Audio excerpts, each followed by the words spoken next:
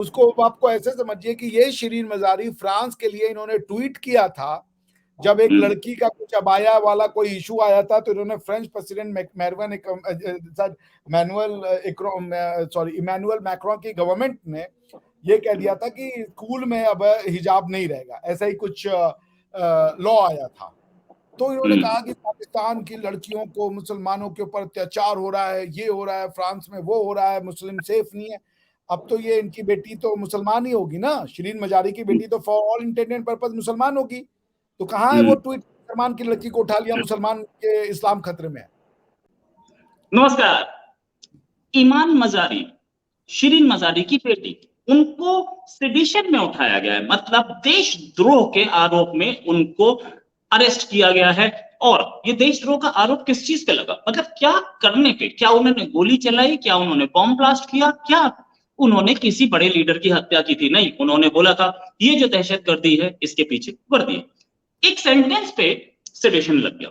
India में अगर ये काम होता है ना तो बहुत सारे लोग चीखते, बहुत सारे लोग चीखते, मतलब पाकिस्तानी तो चीखते ही हैं। वो जेएनयू वालों पे लगा था ना, सेडिशन लगा था, नहीं लगा था वो तो बात की बात, लेकिन उनपे जो भी क्लॉज लगे थे, लेकिन चीखा पाकिस्तान बहुत था, और साथ में इंडिया के अंदर के भी कुछ लोग चीखे थे। यहां ईमान मजारी के लिए वो इंडिया में जो लोग हैं वो तो बेचारे कान बंद करके बैठे हैं, और पाकिस्तानी जो थे, जो कि बोल रहे थे right to freedom of speech and expression, शायद उन्होंने वो पन्ना फाड़ दिया। ये ईमान मजारी को अरेस्ट किया गया एक सेंटेंस पे, और यही पाकिस्तान एक आतंकवादी को, कि एक आतंकवादी की वाइफ को, माफी चाहूंगा, आतंकवादी की वाइफ को बना रहा है ह्यूमन राइट्स का adviser to the prime minister. तो ये डबल स्टैंडर्ड्स कहां तक चलेंगे, इसी बात करने के लिए हमारे साथ doctor Abhishek Mishra. Doctor Abhishek Mishra expert है इंटरनेशनल अफेयर्स में और लॉ के भी एक्सपर्ट है। डॉक्टर साहब बहुत बहुत स्वागत है आपका हमारे शो में। डॉक्टर साहब, ये पाकिस्तान के डबल स्टैंडर्ड्स कि एक लेडी, बेचारी, बेचारी बोलूं जो बोलूं, पाकिस्तानी तो मतलब मेरे को गाली देंगे ही, नो डाउट अबाउट इट, लेकिन एक लेडी जो कि नारेबाजी कर रही थी, नारेबाजी प्रोटेस्ट कर रही थी, पीसफुल प्रोटेस्ट, एक गोली नहीं चली उस प्रोटेस्ट में, कोई कार नहीं चलाई गई, कहीं पत्थर नहीं फेंका गया, फिर भी उसको अरेस्ट कर लिया गया। और ये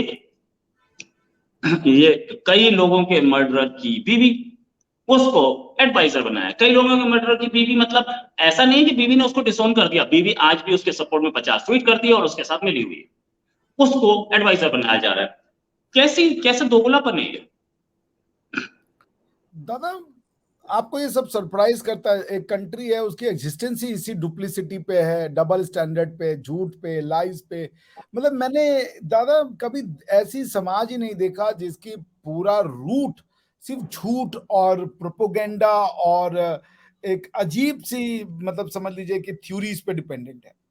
अब आप ऐसे देखें कि जो सेक्शन 124A है पाकिस्तान पिनल कोड का, वो एग्जैक्टली सेम है इंडिया के नए वाले एक्ट में। क्या है, मुझे देखना पड़ेगा, सेडिशन का। उसमें ये है कि भाई अगर आप डिसअफेक्शन टुवर्ड्स फेडरल और प्रोविंशियल गवर्नमेंट को अगर आप करें तो सेडिशन की बात आती है। आर्मी क्या गवर्नमेंट है? ये तो क्वेश्चन का बात है भाई। डू यू कंसीडर कि अगर कोई एक आर्मी के अगेंस्ट में, एक पॉलिसी में वो जो क्रिटिसिज्म कर रहा है, तो क्या वो अगेंस्ट गवर्नमेंट कर रहा है? अच्छा, दूसरी चीज, मैंने कल कुछ बड़े स्कॉलर से उनसे बातचीत की, तो उन लोगों का ये था कि भाई देखिए, इस तरीके से पाकिस्तान आर्मी के अगेंस्ट में ओपनली नहीं बोलना चाहिए क्योंकि वो अच्छी बात नहीं है। मेरा ये मानना है कि पाकिस्तान जो है वो अपनी उस समस्या का शिकार है जो वो समझता नहीं है कि जो उनके क्रिएशन का कारण है वही उनकी बर्बादी का भी कारण है। उसको आपको ऐसे समझिए कि ये शिरीन मजारी फ्रांस के लिए इन्होंने ट्वीट किया था जब एक लड़की का कुछ अबाया वाला कोई इशू आया था, तो इन्होंने फ्रेंच प्रेसिडेंट इमैनुअल मैक्रोन की गवर्नमेंट ने ये कह दिया था कि स्कूल में अब हिजाब नहीं रहेगा, ऐसा ही कुछ लॉ आया था। तो इन्होंने कहा कि पाकिस्तान की लड़कियों को, मुसलमानों के ऊपर अत्याचार हो रहा है, ये हो रहा है, फ्रांस में वो हो रहा है, मुस्लिम सेफ नहीं है। अब तो ये इनकी बेटी तो मुसलमान ही होगी ना, शिरीन मजारी की बेटी तो for all intent and purpose मुसलमान होगी। तो कहाँ है वो ट्वीट, मुसलमान की लड़की को उठा लिया, मुसलमान के इस्लाम खतरे में है? क्यों नहीं किया वो ट्वीट आपने? कि सिर्फ वो स्कूलों में अगर फ्रांस में अगर वो अपना वो कर रहे हैं कि भाई हमें जो है वो चाहिए, क्या नाम है, एक सेक्युलर समाज चाहिए, तो वो तो एंटी इस्लामो हो गए, एंटी इस्लाम हो गए, इस्लामोफोबिक हो गए। लेकिन आपके यहाँ पे अगर उठा लिया जाए तो आप उसको नहीं वो करेगी। मैं शिरीन मजारी का वो ट्वीट पढ़ देता हूँ आपको, जो इन्होंने किया था नवंबर 22 2020 को। द फ्रेंच तो इन्वाइट सबके टू सामने, सबके हाँ सामने, जी, सबके सामने है वो ट्वीट, सबके सामने, कोई ढकी हाँ। छुपी बात नहीं इसमें। या सो अब इनका ये था कि Macron is doing to Muslim what the Nazis did to the Jews. Muslim children will get ID numbers, just as Jews were forced to wear the yellow star on their clothing for identification. अब ये tweet तो आना चाहिए। यही अब क्या? हुआ ना, लड़की को उठा लिया रातों रात। तो ये अब ये जो है, ये एक मुस्लिम लड़की को उठाया या सिर्फ लड़की को उठाया? ये जो इनका मुस्लिम लड़की। अब लेकिन यहाँ पे इस्लाम का कोई यूज नहीं हो रहा कि इनको इसलिए उठा लिया क्योंकि ये मुसलमान है। ये जो एक इनका डुप्लीसिटियस जो अप्रोच रहता है ना, क्योंकि ये इंसान को इंसानियत की नजर से देखते नहीं है। तो शिरीन मजारी जिसको कहते हैं ना हमारे यहाँ दादा, जो जैसा बोता है वो वैसा ही पाता है। तो this is the pay back time. तुमने दुनिया भर के मुंह पे थूका इस्लामोफोबिया इस्लामोफोबिया को करके, और पाकिस्तान आर्मी की पूरी लेजिटिमेसी जिहाद फी सबीलुल्लाह है। Pakistan army is the guardian of the two nation theory and the protection of Islam in Pakistan. तो पाकिस्तान इज इस्लामी is as much Islamic as it gets वाला हिसाब किताब। इससे ज्यादा इस्लामिक तो कुछ नहीं हो सकता। तो वो तो इस्लाम को बचाने के लिए ही तो उन्होंने तुमको उठाया है, क्योंकि पाकिस्तान आर्मी के ऊपर हमला मतलब टू नेशन थ्योरी के ऊपर हमला। पाकिस्तान आर्मी के ऊपर हमला मतलब जिहाद फी सबीलुल्लाह के ऊपर हमला। तो तुम अगर पाकिस्तान आर्मी कह रही है कि पाकिस्तान में इस्लाम का यदि कोई रक्षक है, टू नेशन थ्योरी का कोई रक्षक है, वो तो हम है। राइट। तो अब आप तो एंटी इस्लामिक बात कर रही हो ना। अगर आप पाकिस्तान की आर्मी के अगेंस्ट में बात कर रही हो तो एंटी इस्लामिक बात कर रही हो, आप भी इस्लामोफोब हो। ये लोग दादा ये दुनिया को ऐसी नजरों से देखते हैं जिसका कोई इलाज नहीं है, और ये खुद उसका शिकार है।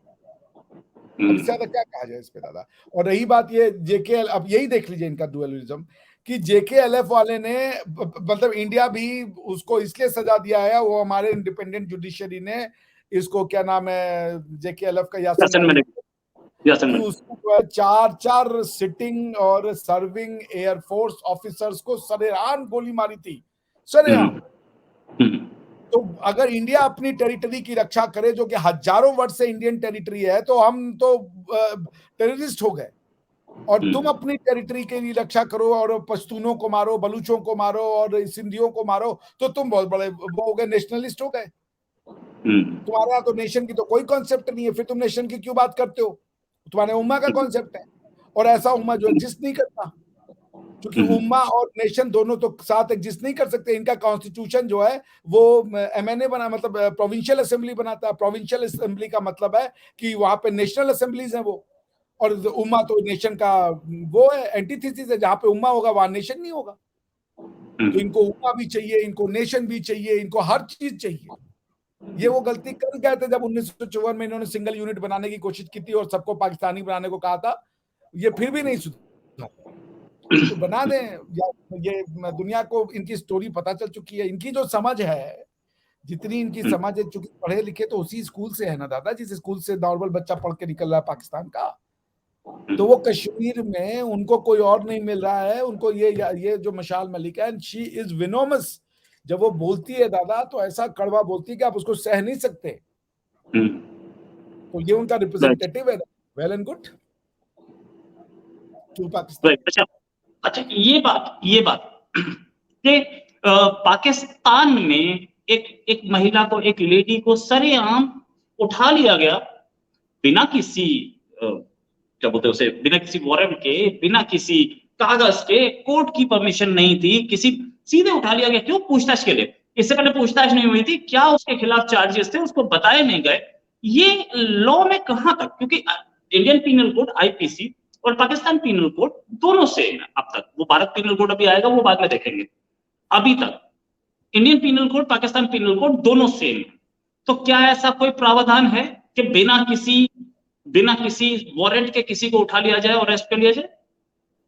देखिए ऐसा है दादा कि जो आप अरेस्ट का जो कॉन्सेप्ट है, जो लॉ ऑफ अरेस्ट है इंडिया में या कहीं पर भी, आप हर समय वारंट तो नहीं लेके चलते हैं ना, क्योंकि मान लीजिए किसी के घर में घुसना है, उसके पास बॉम्ब है या कुछ और है, तो कई ऐसे कॉग्निजेबल ऑफेंस होते हैं जिसमें कि आप अरेस्ट विदाउट वारंट कर सकते हैं। जैसे पुलिस ऑफिसर, मैं पढ़ देता हूँ, may arrest a person without warrant under certain conditions, जो दिया हुआ है सेक्शन 41 सीआरपीसी, जो पुराना वाला था, नया वाला मैंने नहीं देखा।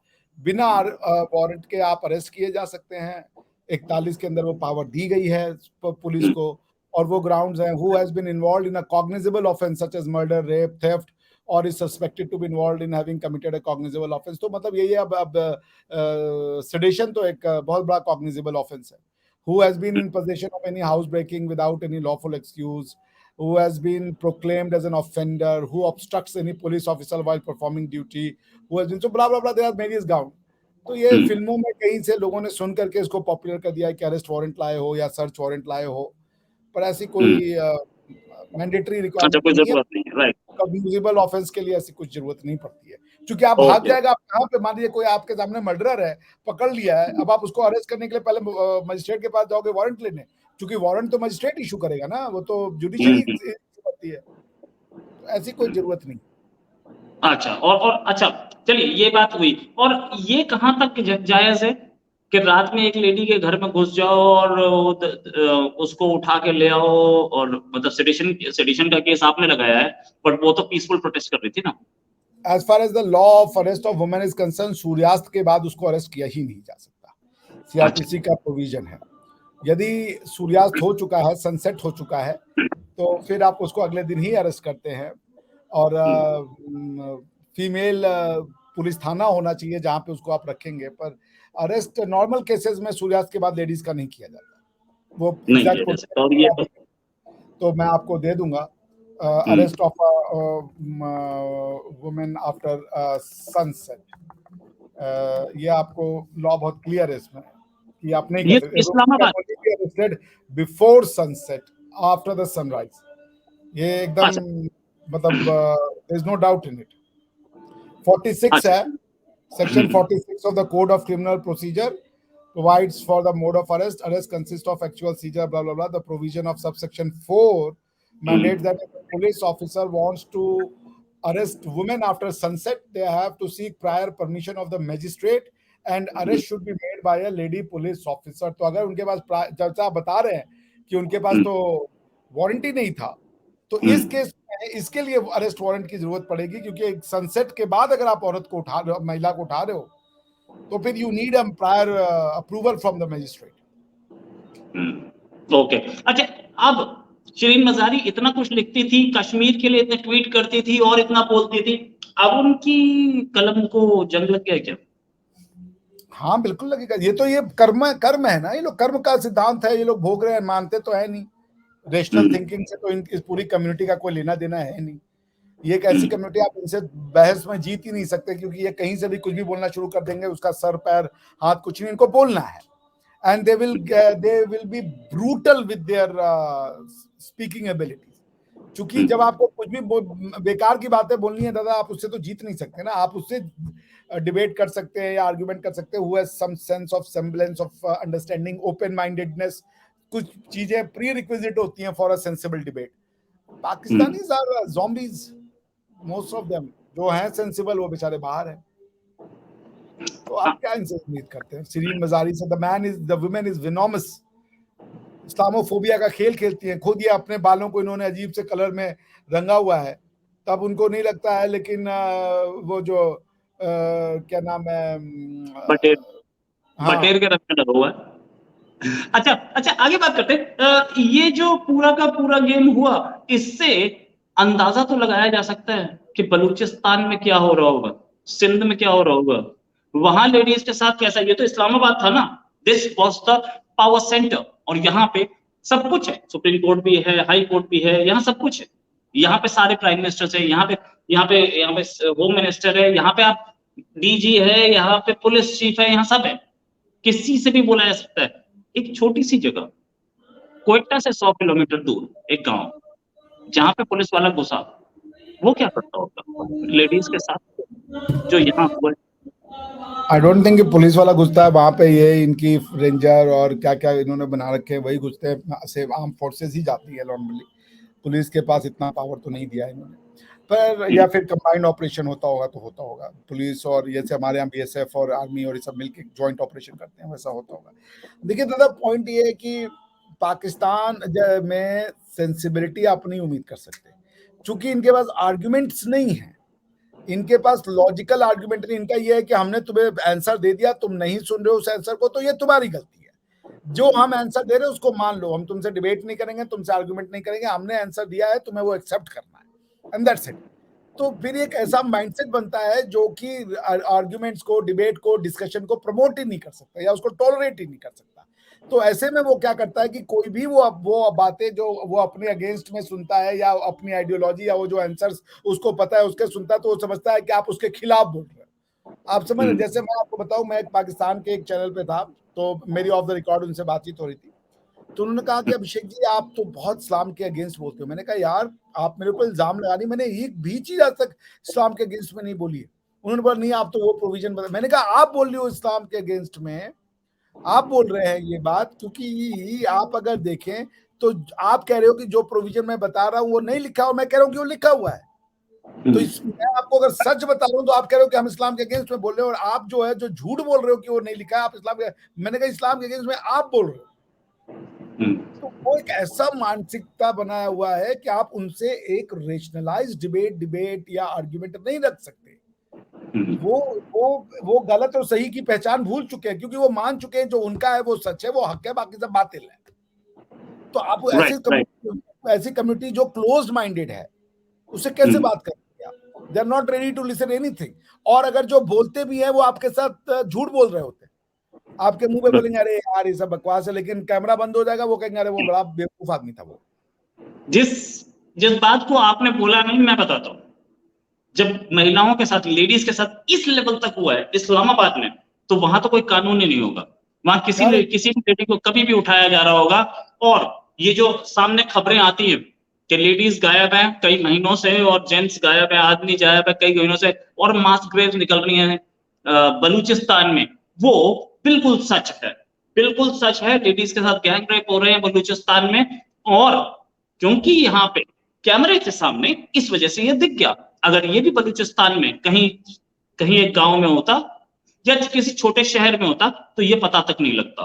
ये सिचुएशन है पाकिस्तान की। कोई लॉ नहीं है, ना इस्लामिक लॉ है, ना कानून का, ना पाकिस्तान पीपीसी है। ये जो कानून है पूरा। मैं सुन रहा था, मैंने एक स्टोरी पढ़ रहा था कि जो बुख्ती साहब थे, इनके शरियार बुख्ती या जो प्रेजेंट बुख्ती हैं उनके फादर या दादा, तो वो उनका मैं देख रहा था कि वो एक समय प्रो पाकिस्तान से क्रश इंडिया ये वो उसके नारे लगा रहे थे, और उसके बाद वो फिर रिबेलियन हो गए पाकिस्तानी आर्मी के अगेंस्ट में।